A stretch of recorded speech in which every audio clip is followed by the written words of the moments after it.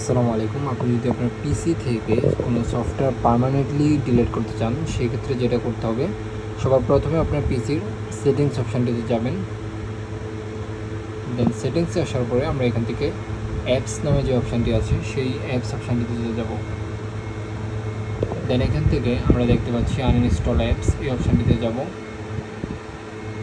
দেন এইখানে আনইনস্টল অ্যাপসে যাওয়ার পরে আপনি এখান থেকে সার্চ করেও বের করতে পারবেন, অথবা আপনার অটোমেটিক্যালি নিচে চলে আসবে। আপনার পিসিতে যত অ্যাপস আছে সব অ্যাপস আপনি এখান থেকে দেখতে পারবেন।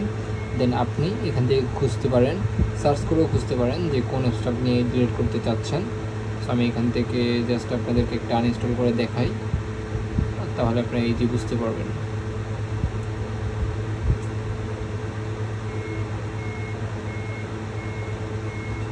ওকে, সো টেলিগ্রাম ডেস্কটপ আমি নর্মালি ইউজ করি না টেলিগ্রাম, সো আমি আপনাদের এখান থেকে দেখাচ্ছি।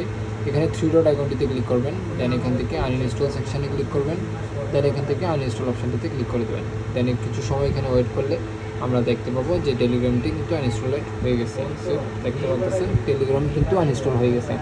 সো এইভাবে কিন্তু আপনি চাইলে পার্মানেন্টলি আপনার পিসির সফটওয়্যার আনইনস্টল করতে পারেন। ধন্যবাদ।